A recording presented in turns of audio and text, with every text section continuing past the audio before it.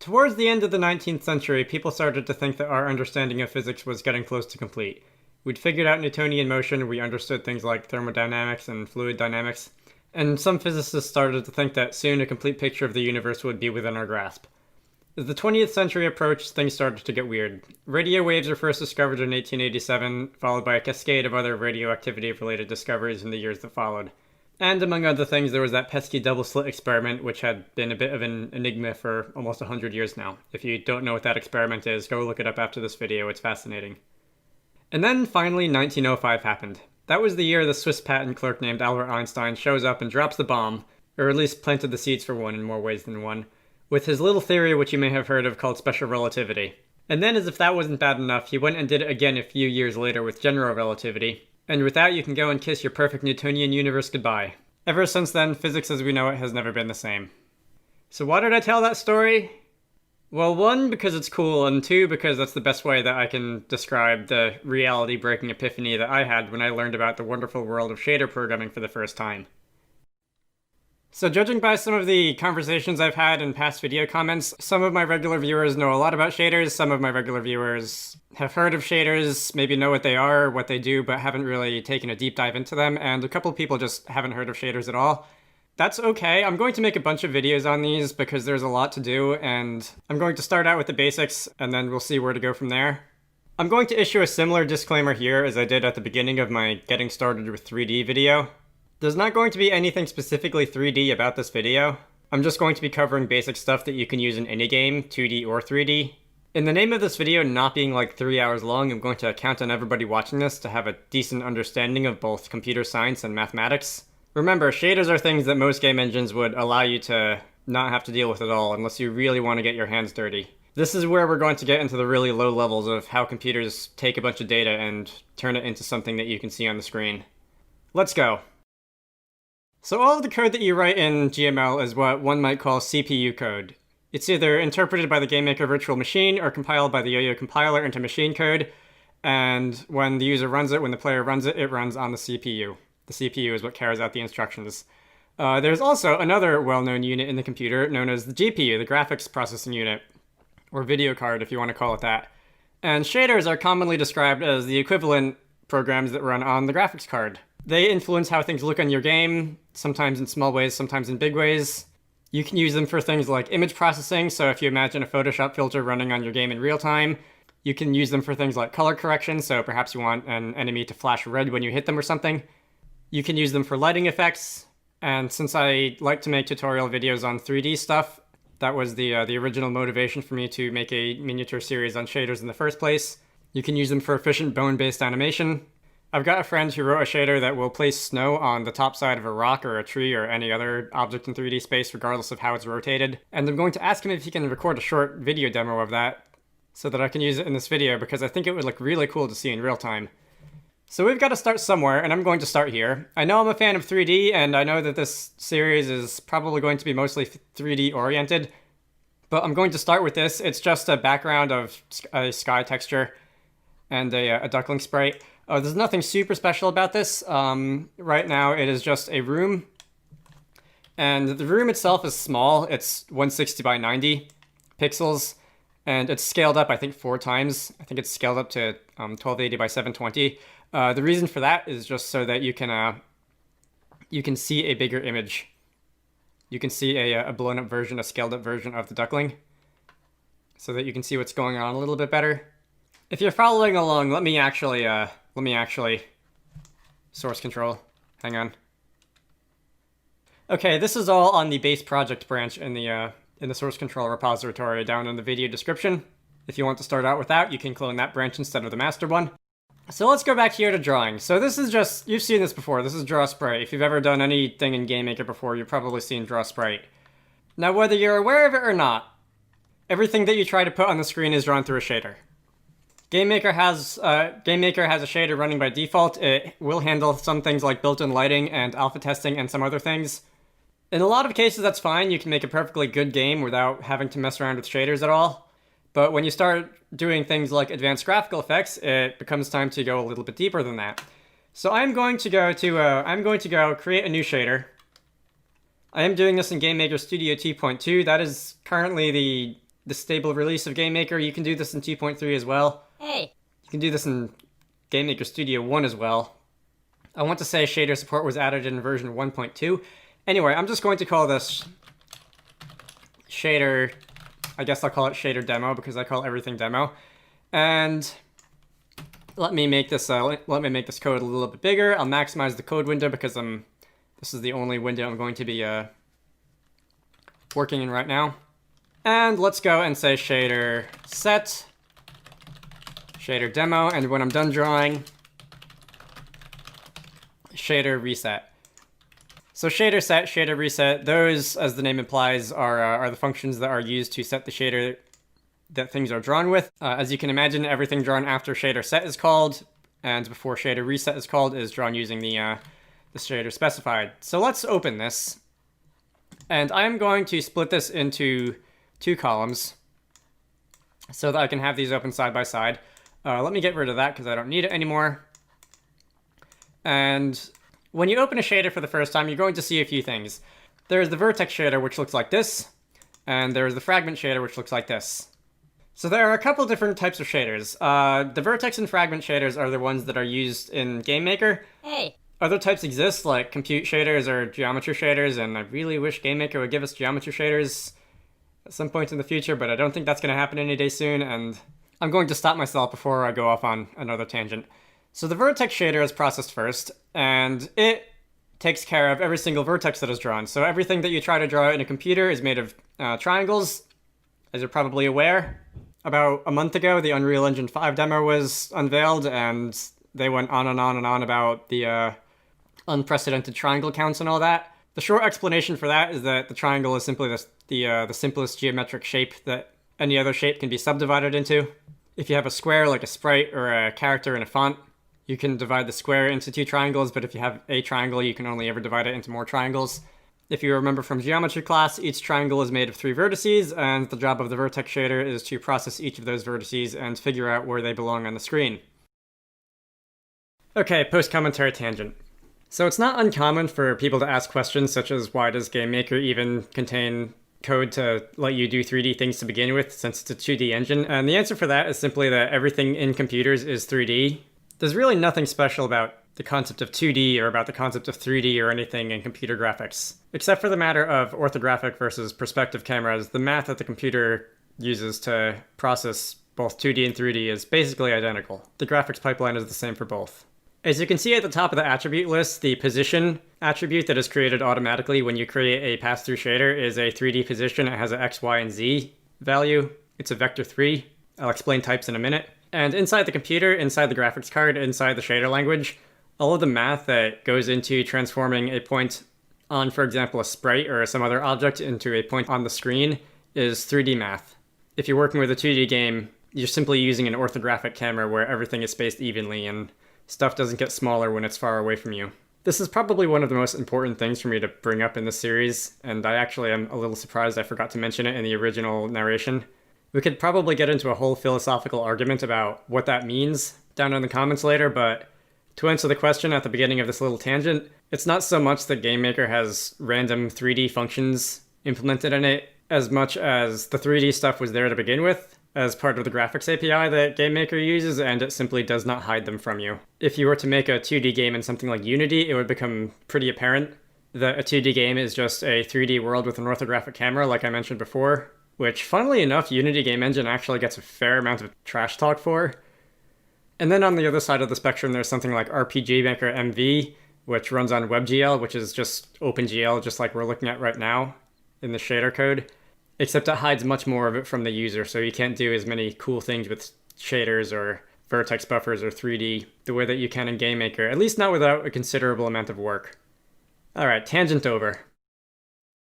Once all that is done, you jump over to the fragment shader, and the job of the fragment shader, or in some shader languages it's called the pixel shader, the job of this is to process every pixel on the screen, every pixel that is being drawn, and figure out what color it should be. The stuff that's created here when you say new shader is what is known as a pass-through GLSLES shader. GLSLES, my god, could they have given it a name that is slightly easier to say? That being the name of the shader language, because there are many types of shader languages, and passthrough just referring to the fact that it will take everything and draw on the screen as is, without any color manipulation, without messing with the textures, without anything. So if I just run the game with the default shader set, it's going to look exactly the same as before. We've got the duckling, looks exactly the same as before. So let's start at the top of the vertex shader. The first thing that you have is a list of attributes, and those are a position, a color, and a texture coordinate. If you've done anything with vertex buffers before, these will be very familiar. These are the different components that it is common to find in a vertex buffer. You also have the normal, which is for lighting and occasionally some other things, but that's commented out in the default pass-through shader.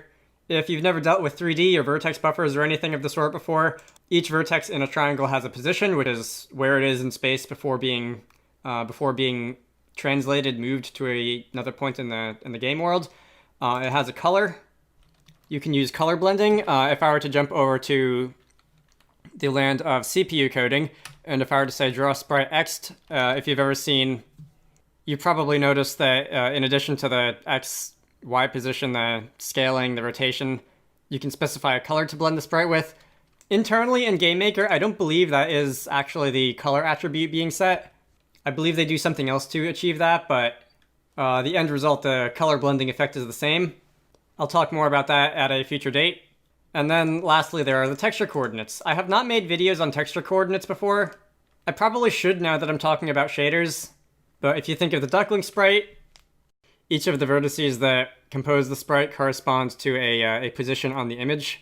By default, when you draw a sprite, as you can imagine, the upper right corner of the sprite corresponds to the upper right corner of the image, and the bottom left corner of the sprite corresponds to the bottom left corner of the image, and that's normally what you want, but you can also do some very interesting things by messing around with texture coordinates. Underneath the attribute list, you have a couple of varyings, and varyings are used to pass information from the vertex shader to the fragment shader. There are a few built in for color and texture coordinate. Hey. You can also use your own, and in a couple of videos I'm going to have some fun examples for things that you can use that for.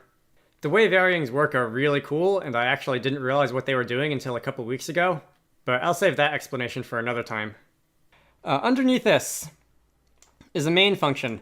Most programming languages have a main function. The main function is where you define the code that actually runs when you draw something with the shader. As is the case in pretty much every programming language ever, including GML, you can define other functions outside of the main function, and you can invoke them whenever you need to. For the time being, I won't be worrying about that. Just know that all the code that you want to run on each vertex, and likewise in the fragment shader on each pixel on the screen, you need to include in the main function. So the next thing that you're probably noticing are the variable types. vec3, vec4, vec2, and so on. If you've ever written in a programming language with static typing before, this should be fairly familiar. If all you've ever used are things like GML and JavaScript with dynamic typing, you might not be as familiar. Each variable has a type, and each variable can only contain data of that type.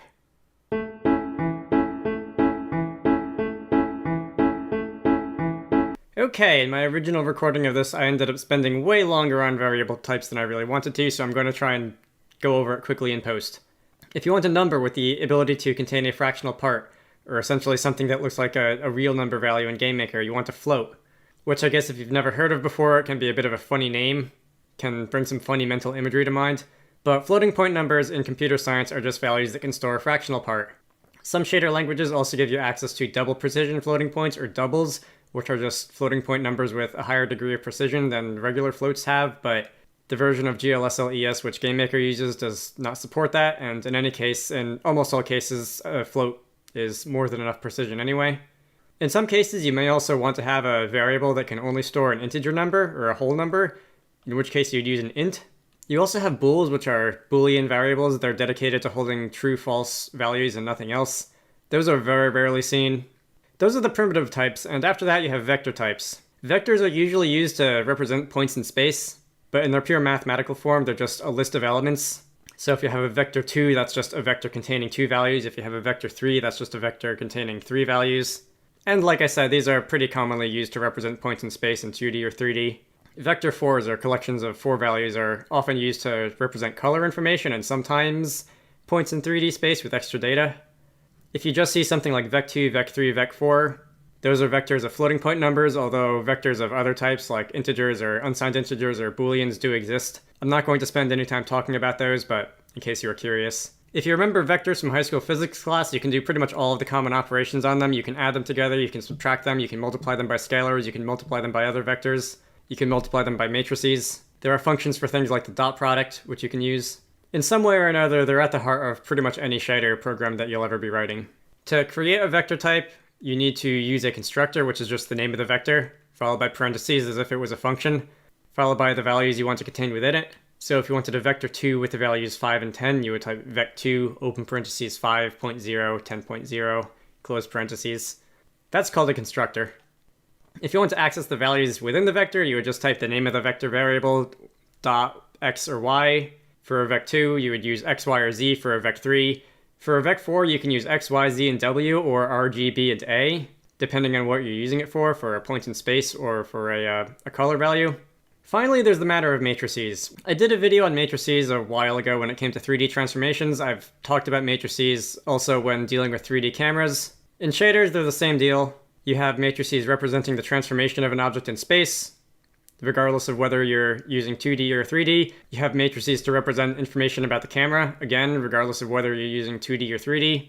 And as with vectors, shader languages contain ways of doing common operations on them, like multiplying them together or multiplying them by a vector or that sort of thing. Matrices, unlike vectors, can't have the dot operator used on them for any useful purpose. Although if you do want to get some value out of them, since they're just a grid of 4x4 numbers, or otherwise known as an array of 16 values, you can use the square brackets on them, like you would an array. Speaking of arrays, those also exist in shader languages, the same way that they exist in other programming languages. I'll have some uses for those in future videos as well. Lastly, this isn't really a type, but it's right there on the screen by the main function. Void, as its name implies, does not actually represent any type, it just indicates that a specific function does not return any value. This is another thing that's common in statically typed programming languages, which you may not be familiar with if you write code mostly in GML. And I think that is it for data types. I hope that was understandable. I like that a lot better than my original narration for this. If you were wondering what this thing down here is, this is just taking the position of the whatever's being drawn, the vertex, transforming it in 3D space, because everything inside the computer is 3D, even if you're just using regular 2D GameMaker. And it's outputting a position on the screen, which is GL position. And that's the primary job of the vertex shader. All the other stuff is optional.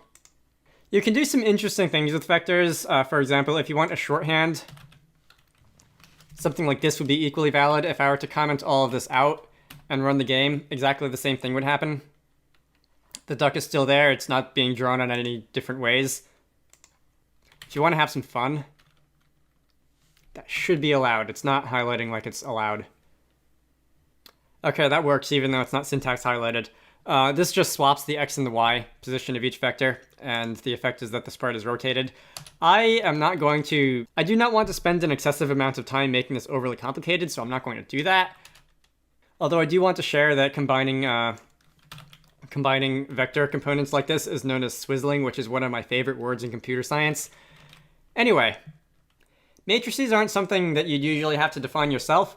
This here, for example, GM_matrices matrix worldview projection, that is the product of the combined worldview and projection matrices. GameMaker will handle that for you. When you want to get the position of the vertex on the screen, you can multiply matrices by both each other and vectors when you want to transform things. In this particular case, like I mentioned a little while ago, this is for taking a point in space and figuring out where on the screen it belongs. Hey. I'll talk more about those later. There are a couple things I want to deal with regards to that. There's the matter of lighting and some other things. So I'm going to get rid of that because I don't need it, and I don't want it there and people wondering what it's doing when it's not doing anything. As I've said, the primary goal of the vertex shader is to figure out where on the screen each vertex belongs, and that is determined by this line. All this other stuff, V color and V text chord, those are helpful but not required. So if I were to, let's say, remove these, comment them out, and as I said earlier, varying variables are shared between the vertex and fragment shaders, so I would want to get rid of that. Get rid of this whole line, and the goal of the fragment shader is to figure out what color on the screen each pixel is supposed to be. So a color as I've mentioned, is a vec4, is represented by a vec4. And you're probably used to seeing colors ranging from 0 to 255. For reasons relating to math, that's not entirely true in shaders. Colors range from 0 to 1, with 0 being fully off and 1 being fully on, whatever that means in the context of what you're doing. So 1.0, 1.0, 1.0 for the color, and let's say a transparency value for alpha of 1.0. That would be white. That's fully opaque. And this is just going to draw a white rectangle on the screen with no texture information or anything like that. If I were to remove the red color and let's say make the transparency 0.5 instead, that would make it, what color is that? Blue, sky blue, which is semi-transparent and you can see through it. If I were to remove the blue color channel, this would just be green, semi-transparent. And that doesn't look especially good. We have the duckling sprite. We probably want to see the duckling sprite. So I'm going to uncomment everything that I commented out a minute ago. And let's have a closer look at what's actually going on here. So texture2D is a function which takes a sampler and a texture coordinate. And a sampler is a 2D image, which is another data type. GameMaker will provide you one, which is this here GM_base texture. This is the texture of whatever you're trying to draw, so that could be the duckling. It could be if you vertex submit something. If you vertex submit something and you specify a texture, it would be that would be the texture. If you want to do anything further than that, that's pretty advanced use. A sampler is a 2D image, which is the important part. And v_v text chord, as I said, that is a varying variable that is passed in from the fragment shader, the vertex shader. Oops. Text chord is a varying which you get from the vertex shader. And that tells the fragment shader where each pixel that you're trying to draw corresponds to on the texture image. It's a vec2, so if you wanted to mess with that, you could say, let us specify a new variable. Varyings and attributes, by the way, are read-only. You can't reassign a value to a varying or an attribute. So if you want to mess with them, you would need to put them in a temporary variable first. And texture coordinates, similarly to colors, they range instead of from 0 to whatever the height and the width of the image is to 0 and 1. This sounds unnecessarily complicated, but it has a few nice implications, including but not limited to if you want to use graphics with a higher or lower resolution in your game. You don't have to rewrite your code. You don't have to redefine all of your vertex buffers to accommodate for the texture images, because 0 is always going to be on one side, 1 is going to always be on the other, and anything in between is always going to be relatively in the same position. So before I do anything, let me actually look at the duckling sprite. Is it on its own separate texture page? I should make that on its own separate texture page for reasons that have to do with how texture pages are arranged that will make this a little bit more complicated if I get it wrong. If you're following along, just check that box, ask questions later. I'll make a video about what that does later and how texture pages work later, because I'm basically committed to doing that now. And let's turn it upside down. Let's invert it. We'll have the texture coordinates going upside down. And then simply instead of getting the color, the pixel of the texture at the original position, we'll do it at the modified position. So now the duckling is going to be drawn upside down. There we go. All right. Insert Australia joke here.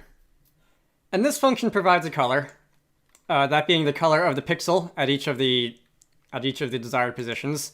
So each pixel on the screen. There are other ways that you can mess with that color. If you're a big fan of doing math, you might write some equations to deal with lighting and fog, or you can mess with it a little bit more directly. So you can multiply vectors together. If you wanted to combine two color values, you might multiply one vec4 color value by another vec4 color value, which is what's going on here. v_v color, which suddenly looks like a emoticon, comes in from the vertex shader, and that is essentially the value of the colors of each of the vertices, in a similar way to the texture coordinates. And the output of the texture2D function is another vec4 color value. So you can multiply vectors of the same type together, so a vec3 by a vec3, a vec4 by a vec4, so on and so forth. So if we want, we can add in another term. By the way, this is white, as I've mentioned. If I were to remove that, nothing would happen because blending with white just makes the color the same as it was before. If I wanted to make it black,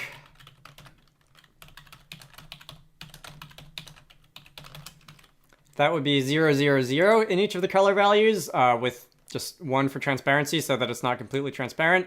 And now multiplying the output color by black is essentially multiplying by 0, and the output color is black. If you wanted to multiply by, say, sky blue, you could essentially remove the red color value. And this is now a kind of weird greenish that you get when you blend the colors yellow and green together, with the colors yellow and blue together. It's this kind of weird greenish. What's magenta? I think this is magenta. This is gonna look awful. Oh no, that's just yellow. What's magenta? Is it red and blue is magenta? You'd think I would know my color theory better. Oh my god, that's a warning. You want to stay away from that bird. So you can mess with the color values. As I said, there are plenty of exciting things you can do with this. You can use math to figure out a color that you should blend each pixel with so that you can apply lighting and stuff like that. You can also add or subtract color values. So if you wanted to say, that's a minus. I wanted to add. So if you wanted to brighten each pixel a little bit, let's add 0.25 to each value, and that would make the duck a little bit brighter. I also added 1 to the transparency, so now the background is fully transparent even though it shouldn't be. Let's try that again with zero added transparency. So now the duck is a little bit brighter. The values in color channels should not range outside of 0 and 1. You shouldn't ever have a color value of like 1.25 or anything like that. So if you ever add to a color value, you should, what is it, in GLSLES? Is it clamp? It is clamp.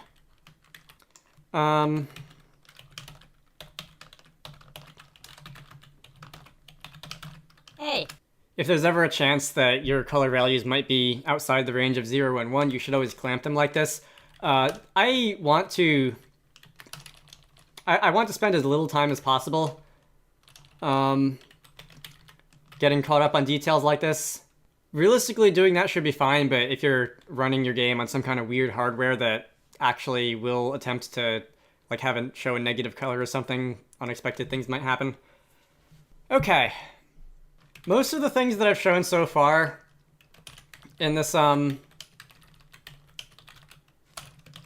little introduction to shaders so far has just been a demo that is not really useful in most cases, although this doing something like multiplying the output color by like red, green, or blue, that has its uses if you want to hit flash or something. If you want to hit an enemy with a sword and have it flash red or something, you can do that by essentially setting the green and blue color values to 0. Also, another way to do that would be, instead of multiplying, color.g